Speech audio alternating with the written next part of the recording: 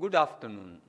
Welcome to the online e-platform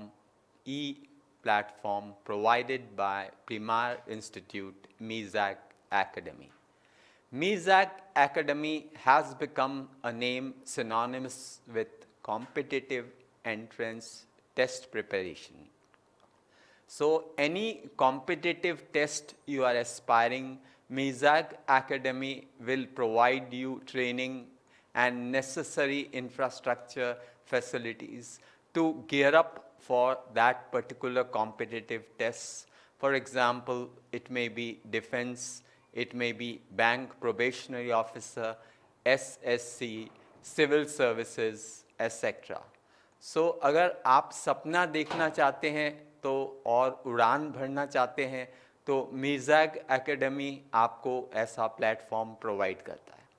आज मित्रों हम जो टॉपिक करने जा रहे हैं इंग्लिश क्लास में वो है time and tense. So in time and tense we will understand what do we mean by time, followed by what do we understand by tense. Then we will see how to differentiate time and tense. Time और tense में आपस में क्या मतभेद या आपस में क्या फ़र्क होता है उसको समझेंगे। उसके बाद हम समझेंगे कि मित्रों किस प्रकार से टेंसेस के काइंड्स होते हैं, अलग अलग प्रकार होते हैं, और उसके तत्पश्चात हम समझेंगे कि टेंस का वाक्यों में जो प्रयोग है उसके क्या नियम हैं जो अंग्रेजी व्याकरण इंग्लिश ग्रामर ने हमको समझाए हैं। तो ये टाइम और टेंस एक इम्पॉर्टेंट टॉपिक है सेंटेंस कंस्ट्रक्शन में। आपको अगर टाइम टेंस आता है तो आपका वाक्य में एकदम कोई त्रुटि नहीं होगी, सब कुछ सही चलेगा। तो हम आज दोस्तों ये करने जा रहे हैं। तो पहले समझते हैं ये कि व्हाट इज़ टाइम। टाइम अगर हम बात करें समय की, it is understood worldwide as a nature concept. ये टाइम विश्व भर में लोग समझते हैं प्रकृति का एक हमको वरदान। तो अगर हम टाइम कहते हैं it is nothing but natural concept. It is a concept which is endowed to us by nature. प्रकृति ने हमको समय या टाइम के बारे में अपनी ब्लेसिंग दी है। लेकिन अब हमको समझना है कि टेंस क्या होता है। टेंस क्या होता है उसको हम समझते हैं। देखिए टेंस एक कंसेप्ट है जो नेचर से उसका कोई लेना देना नहीं। टेंस प्योरली कंसेप्ट है इंग्लिश ग्रामर का, यानी अंग्रेजी व्याकरण का ये एक अभिन्न अंग है। तो हमने समझा कि टेंस एक ऐसा कंसेप्ट है जिसका प्रकृति या नेचर से कोई लेना देना नहीं। ये प्योरली कंसेप्ट है तो कहाँ का है? इंग्लिश ग्रामर का, अंग्रेजी व्याकरण का एक कंसेप्ट है। तो ये मित्रों आपको फ़र्क समझना चाहिए कि टाइम एक नेचर यानी प्रकृति का कंसेप्ट है, उसके विपरीत टेंस एक ग्रामर कंसेप्ट है। तो ये आपको डिफ्रेंशिएट करके चलना चाहिए, क्योंकि नेचर कंसेप्ट को हम ग्रामर कंसेप्ट से मिक्स नहीं कर सकते, क्योंकि प्रकृति का जो एक नियम है या कंसेप्ट है उसको हम व्याकरण के नियमों के साथ नहीं मेल जोल कर सकते। अगर करेंगे तो वाक्य में त्रुटि हो जाएगी और हम ग्रामर को जो है न्याय नहीं दे पाएंगे। तो अब हम समझते हैं कि ये कैसे वर्क करता है टाइम और कैसे वर्क करता है टेंस। तो हम उदाहरण से समझेंगे इसको। जैसे अगर ग्रामर में हम बात करें तो हम कई बार समय की बात करें, प्योरली टाइम की बात करें तो हम भविष्य काल की बात कर सकते हैं। अगर हम प्योरली टाइम यानी समय की बात करें तो हम बात भविष्य की या फ्यूचर की कर सकते हैं। जैसे मैं कहूँ टुमारो, टुमारो आने वाला कल है। मैं कहूँ टुमारो तो वो आने वाला कल है। वैसे ही मैं दिसंबर कहूँ तो वो आने वाला महीना है, वैसे ही मैं दिसंबर कहूँ तो वो आने वाला महीने है, भविष्य में आने वाला महीना है। तो जब मैंने टुमारो कहा, जब मैंने दिसंबर कहा, मैं जो समय की बात कर रहा हूँ वो भविष्य में है, वो न तो वर्तमान में है न भूतकाल में है। लेकिन जब हम ऐसे टुमारो या दिसंबर को वाक्य में प्रयुक्त करते हैं, जब हम दिसंबर को या टुमारो को वाक्य में एक प्रस्तुति देते हैं तो वो अलग हो जाता है। वहाँ हम नेचर कंसेप्ट मतलब भविष्य का समय की बात नहीं करते। वहाँ पर हम ये नहीं देखते कि दिसंबर आने वाला महीना है, टुमारो आने वाला कल है। वहाँ हम ये नेचर का कंसेप्ट को भूलकर प्योरली टेंस जो कि ग्रामर कंसेप्ट है उसको अप्लाई करना चाहते हैं। हम चाहते हैं कि हमारा वाक्य ग्रामर कंसेप्ट के अनुसार हो। तो अगर इसको हम वाक्य से समझेंगे तो और बात स्पष्ट हो जाएगी। तो इसको आप समझिए इस तरह से, she is coming tomorrow, she is coming tomorrow. यहां मैं कह रहा हूं कोई स्त्री है, वो आने वाले कल में आ रही है। शी इज कमिंग टुमारो, कोई स्त्री है, वो आने वाला कल जो है टुमारो उसमें आने वाली है। तो मैं स्त्री के आने की, क्योंकि शी यूज कर रहा हूं तो स्त्रीलिंग के लिए है, वो आने वाली जो है उसकी बात वो भविष्य काल में है, टुमारो। तो समय जिसकी बात कर रहा हूं वो आने वाली है, वो तो टुमारो या भविष्य काल है। लेकिन जब मैं इस बात को व्यक्त करता हूं उस स्त्री का आने का कल, आने वाले कल के लिए, तो मैं वाक्य को बोलता हूं शी इज कमिंग टुमारो। तो मैं वाक्य को प्रयोग में लाता हूं इस बात को स्पष्ट करने के लिए, शी इज कमिंग टुमारो। तो मैंने यहां पर अगर ग्रामर के कंसेप्ट यूज किया तो मैंने व्याकरण की दृष्टि से लगाया इज कमिंग। व्याकरण या ग्रामर की कंसेप्ट के अनुसार मैंने लगाया इज कमिंग। तो इज कमिंग मित्रों टेंस तो प्रेजेंट कंटिन्यूअस है। तो अब आप समझ रहे हैं कि हम समय की तो बात कर सकते हैं, भविष्य की। हम जो टाइम की बात कर रहे हैं वो समथिंग इन फ्यूचर है क्योंकि टुमारो है। लेकिन जब हम इसको व्याकरण की दृष्टि से प्रयोग करते हैं तो हम प्रेजेंट कंटिन्यूअस टेंस यूज करते हैं। हम प्रेजेंट कंटिन्यूअस टेंस यूज करते हैं तो हमने समझा कि एक समय जो है नेचर का कंसेप्ट है और time purely concept of grammar है।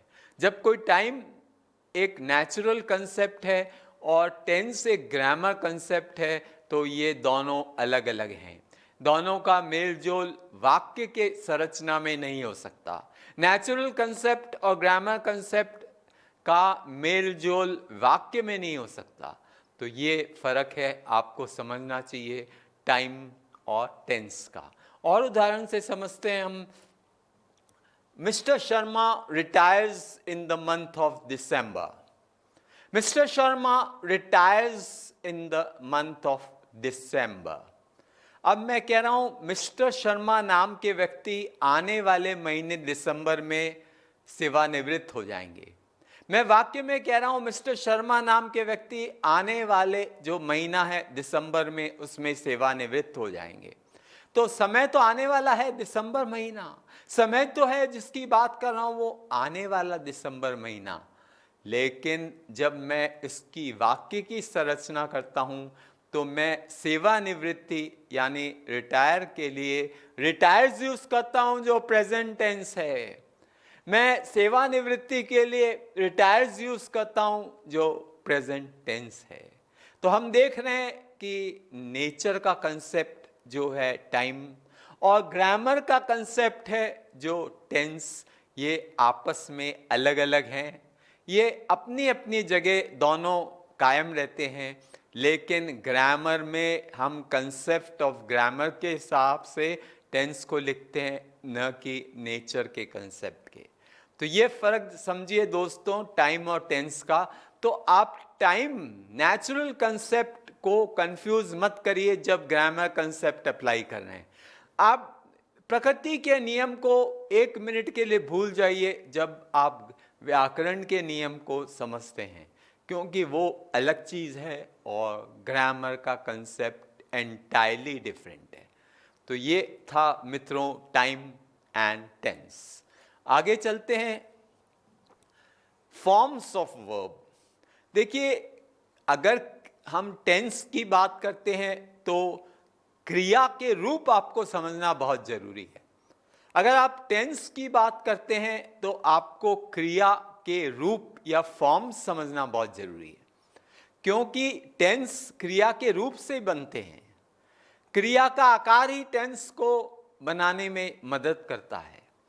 तो हम जैसे पानी लें, वाटर, उसके क्या प्रकार हैं। पानी रूम टेम्परेचर में, जब हमने गर्म किया तो वो स्टीम हो गया, और जब रेफ्रिजरेटर में रखा तो वो आइस हो गया।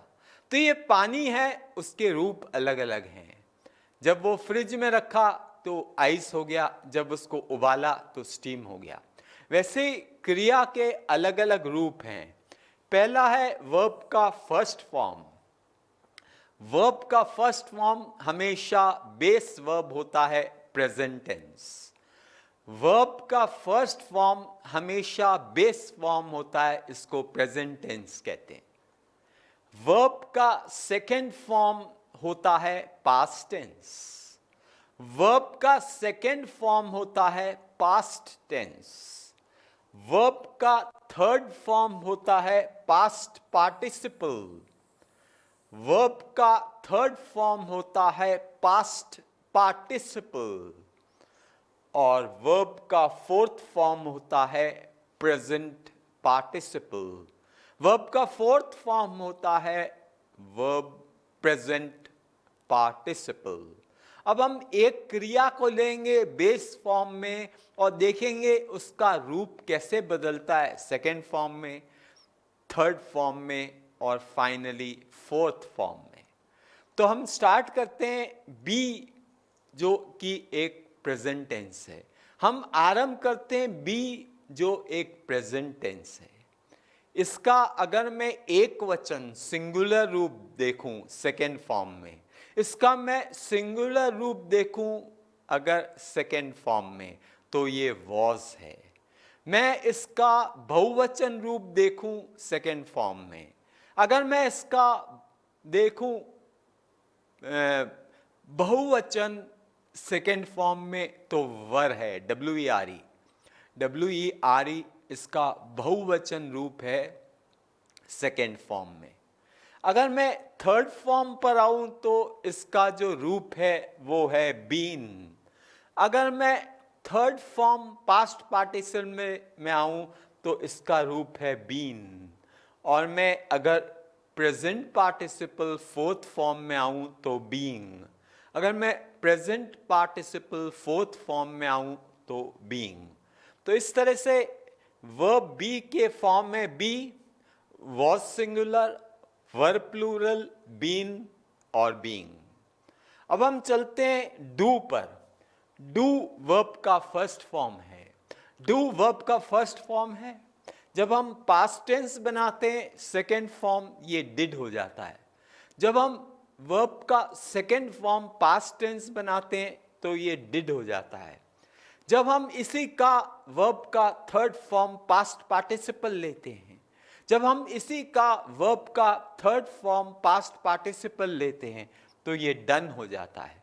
और अगर हम इसको फोर्थ फॉर्म में प्रेजेंट पार्टिसिपल में रखें तो ये डूइंग हो जाता है। तो मित्रों, do, did, done, doing. Do, did, done, doing. आगे चलते हैं गो। वर्ब गो प्रेजेंट टेंस है। वर्ब गो प्रेजेंट टेंस है। अगर मैंने इसका सेकेंड फॉर्म लिया वो हो गया वेंट। अगर मैंने इसका सेकेंड फॉर्म लिया पास्ट टेंस वो हो गया वेंट। और अगर मैं इसका थर्ड फॉर्म लूं पास्ट पार्टिसिपल, अगर मैं इसका थर्ड फॉर्म लूं पास्ट पार्टिसिपल, तो वो हो जाता है गॉन। और मैं इसका अगर फोर्थ फॉर्म लूं प्रेजेंट पार्टिसिपल, तो वो हो जाता है गोइंग। अगर मैं इसका फोर्थ फॉर्म लूं प्रेजेंट पार्टिसिपल, तो वो हो जाता है going. So go went gone going, go went gone going. तो इस तरह से ये 4 रूप चलते हैं वर्ब गो के, गो वेंट गॉन गोइंग। आगे चलते हैं और हम पढ़ेंगे फ्लो डायग्राम। टेंस का फ्लो डायग्राम कैसे चलता है, टेंस का अगर बहाव है तो वो कैसे होता है। टेंस का फ्लो का डायग्राम यानी टेंस का अगर हम बहाव देखें तो वो कैसे होता है।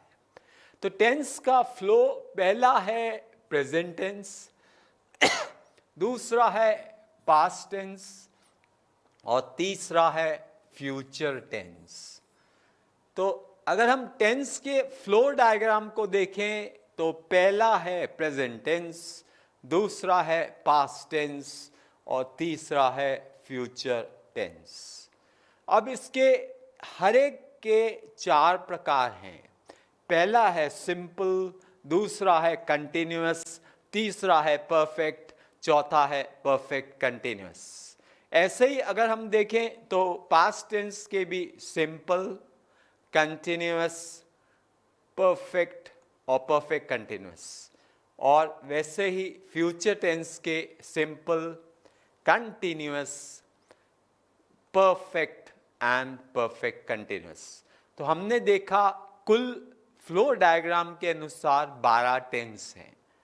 हमने देखा कि फ्लो डायग्राम के अनुसार कुल 12 टेंसेस हैं। अब हम ये 12 टेंसेस को डिटेल में करेंगे एक एक करके। So let us begin. Simple present tense. Simple present tense में अगर हम देखें तो वाक्य मैंने उदाहरण बताया, आई प्ले, और ही राइट में एस लगा दिया, राइट्स। तो अगर मैंने आई कहा प्ले और ही में राइट में लगा दिया एस, राइट्स, तो क्या हो रहा है, मैं जब फर्स्ट पर्सन में आई सिंगुलर वी लेता हूं प्लूरल, या फिर सेकंड पर्सन लेता हूं यू, या फिर थर्ड पर्सन का दे लेता हूं, तो वर्ब को प्लूरल बहुवचन में रखता हूं। लेकिन इसके विपरीत अगर मैं थर्ड पर्सन के प्रोनाउन सिंगुलर लेता हूं, ही, शी, इट, और कोई नाम जैसे रमेश, या कहूँ माय अंकल, हिज सिस्टर, तो ये हमेशा सिंगुलर वर्ब लेते हैं, एक वचन क्रिया। इनके साथ क्या होता है, प्रेजेंट टेंस वर्ब में वर्ब के फर्स्ट फॉर्म में अंत में एस लगा देते हैं, या अंत में ईएस लगाकर हम इसको एक वचन सिंगुलर क्रिया कर देते हैं। अब हम इसको आगे और विस्तृत तौर पर समझते हैं। देखिए, गो का हो जाएगा गोज। गो का अगर मेरे को सिंगुलर करना है तो ईएस लगाया, गोज। सर्च का अगर सिंगुलर लगाना है तो ईएस लगाया, सर्चेस। फेच का अगर सिंगुलर लगाना है तो ईएस लगाया, फेचेस। तो इस तरह से गोज, सर्चेस और फेचेस सिंगुलर क्रिया है जिसमें हमने ईएस लगाया है। आगे चलते हैं, प्लेज में एस लगाया है, प्ले में एस, प्लेज। से में एस लगाया, सेज, और पे में एस लगाया, पेज। सो प्लेज, सेज और पेज तीनों सिंगुलर क्रिया हैं। आगे चलते हैं, हमने फ्लाई वर्ड जो है और क्राई जो वर्ड है, आगे हमने क्या किया, फ्लाई जो वर्ड है और क्राई जो वर्ड है, इनमें वाई हटा दिया और आईएस लगा दिया और सिंगुलर कर दिया। वैसे ही क्राई में वाई हटा दिया, आईएस लगा दिया, सिंगुलर कर दिया। तो हमने क्या किया है, फ्लाई में वाई हटाया, आईएस लगाया, एक वचन क्रिया कर दी। क्राई में वाई हटाया, आईएस लगाया, एक वचन क्रिया कर दी। तो इस तरह से हम क्रिया को एक वचन कैसे बना सकते हैं, या तो अंत में ईएस लगा सकते हैं, या अंत में एस लगा सकते हैं, या फिर हम वाई को हटा के आई ई एस लगा के भी एक वचन सिंगुलर कर सकते हैं। आगे ध्यान रखिए कि प्रश्नवाची वाक्य होते हैं, उनमें एस ई एस नहीं लगता, मतलब हम एस ई एस लगा के क्रिया को इस्तेमाल नहीं करते। जो प्रश्नवाची वाक्य होते हैं उनमें एस ई एस लगा के वाक्य में क्रिया को नहीं रखा जाता।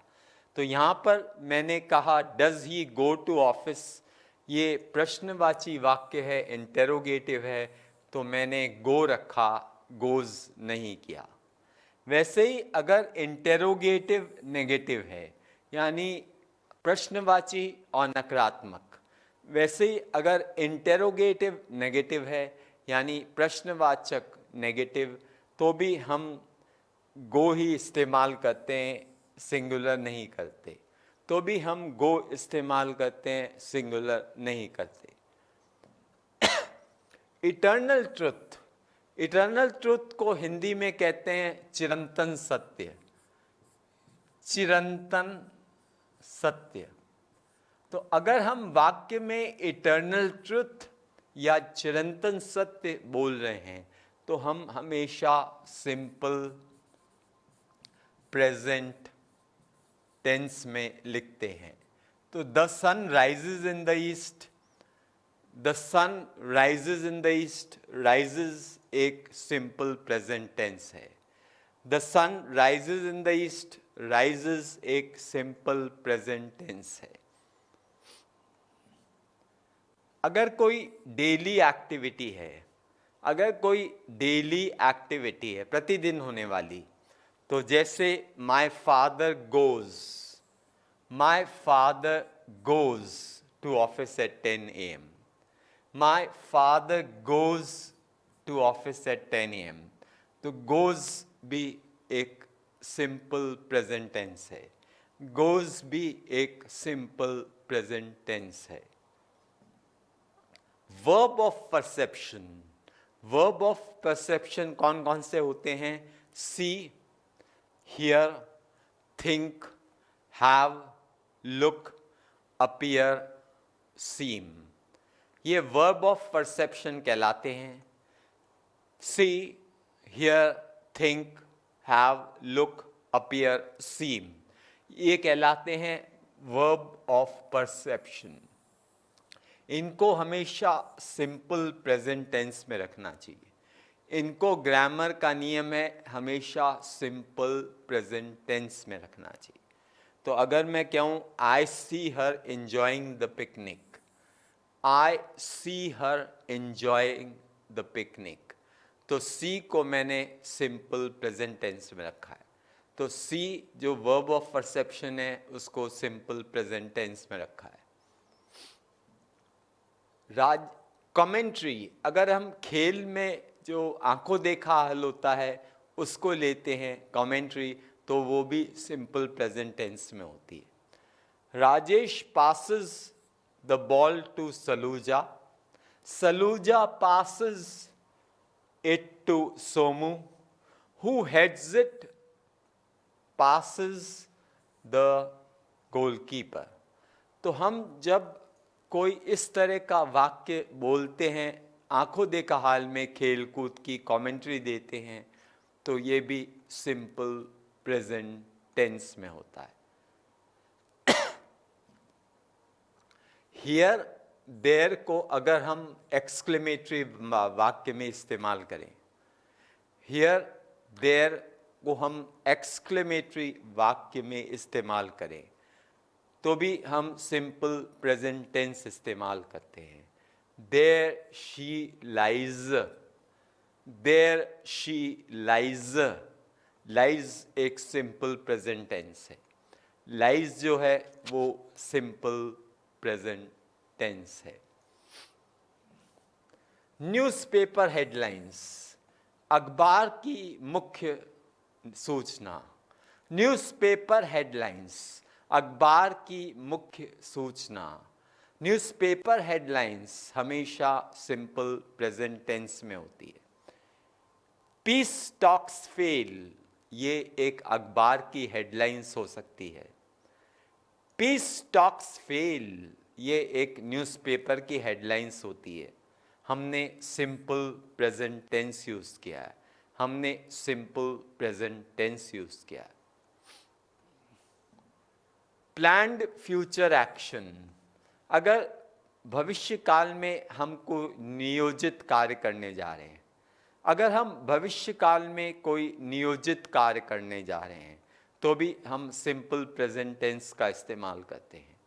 जैसे we leave America at 10:30 next Monday, एक प्लान्ड एक्शन है नेक्स्ट मंडे को, तो यहाँ पर हमने क्या यूज किया है? Simple present tense leave.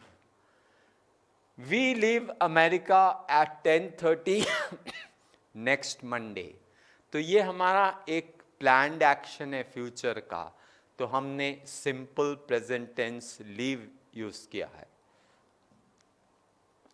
कभी कभी हम ऐसे शब्द जैसे ऑलवेज, नेवर, ओकेशनली, समटाइम्स को यूज करते हैं। कभी कभी हम ऑलवेज, नेवर, समटाइम्स, ओकेशनली जैसे शब्दों को यूज करते हैं तो भी हम सिंपल प्रेजेंट टेंस इस्तेमाल करते हैं। जैसे कि she always speaks the truth, she always speaks the truth. Speaks एक सिंपल प्रेजेंट टेंस है, स्पीक्स एक सिंपल प्रेजेंट टेंस है और हमने ऑलवेज का इस्तेमाल किया है। So she always speaks the truth, speaks simple present tense है जो हमने ऑलवेज के साथ इस्तेमाल किया।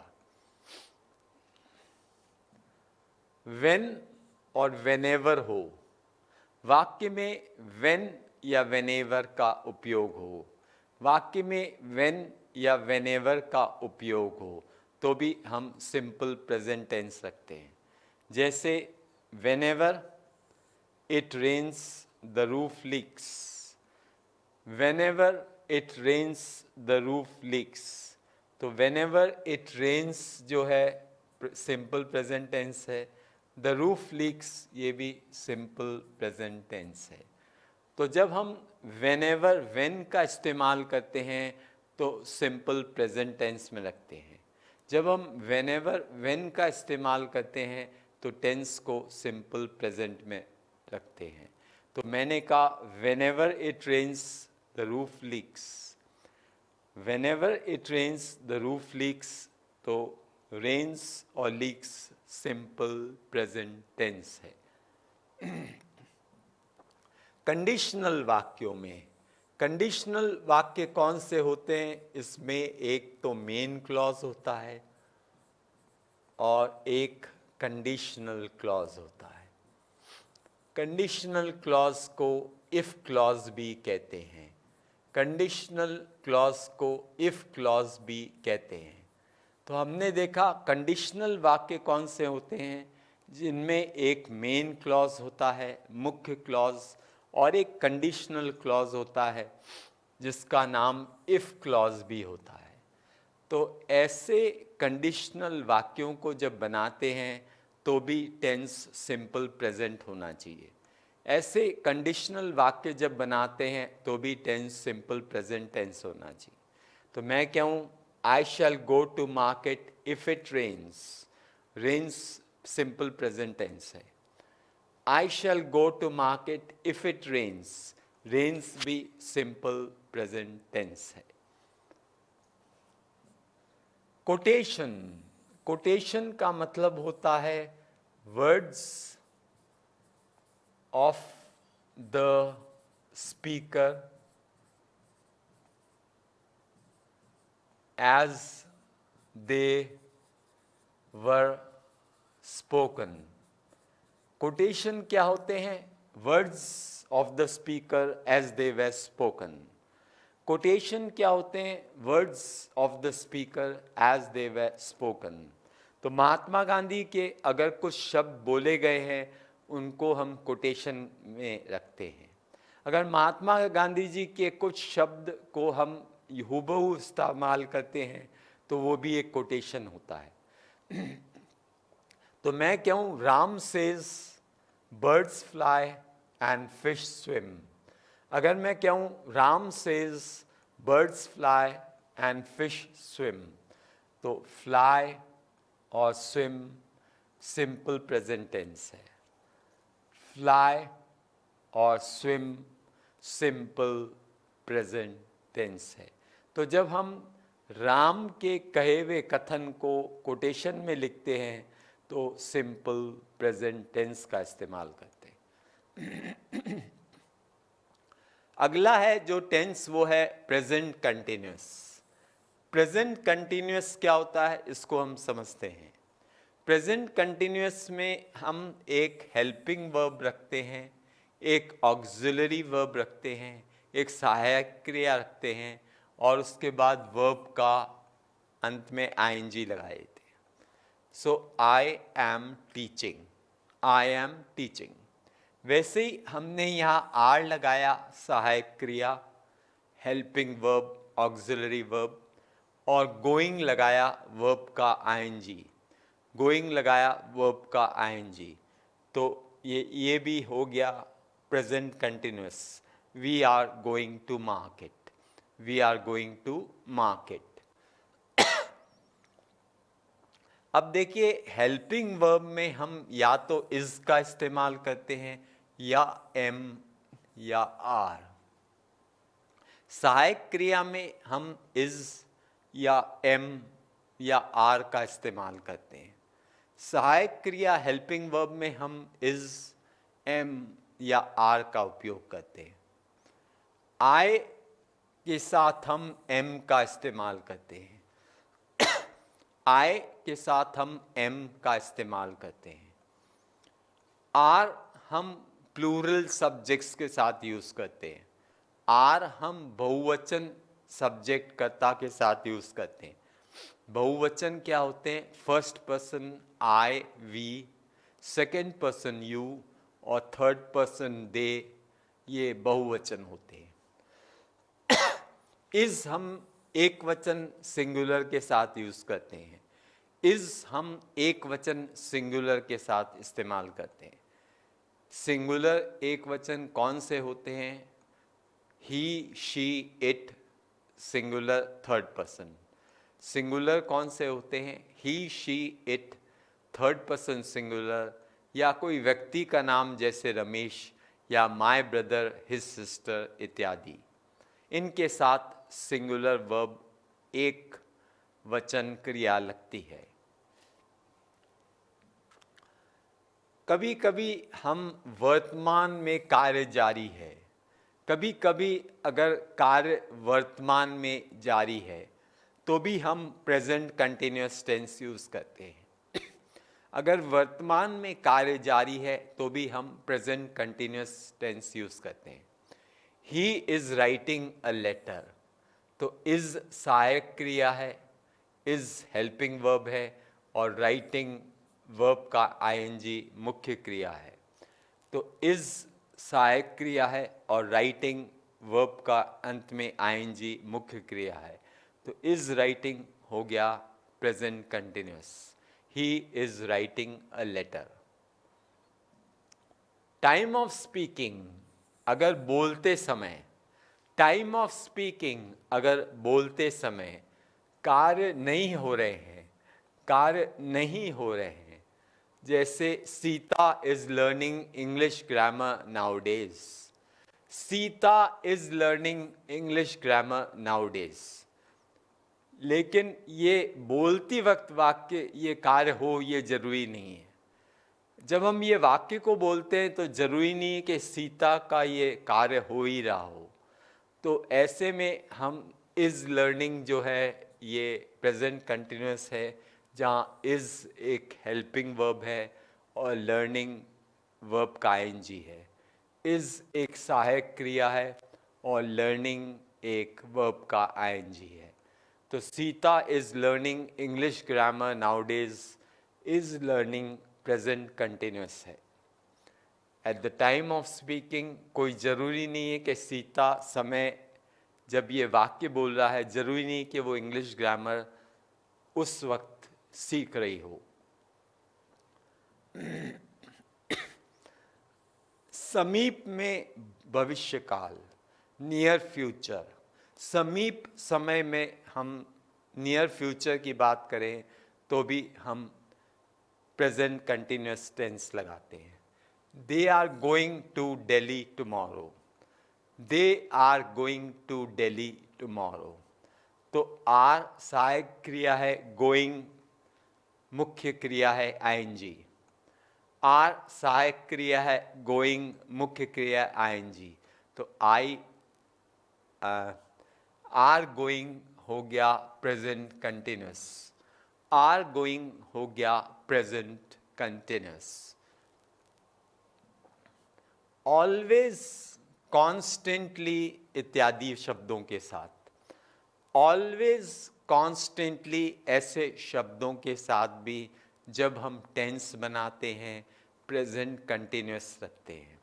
So she is always complaining, she is always complaining. तो इज़ सहायक क्रिया है, वर्ब का आईएनजी कंप्लेनिंग। इज़ सहायक क्रिया है, कंप्लेनिंग वर्ब का आईएनजी। तो ये हमने ऑलवेज के साथ प्रेजेंट कंटिन्यूस टेंस बनाया। वर्ब ऑफ परसेप्शन कौन से होते हैं मित्रों?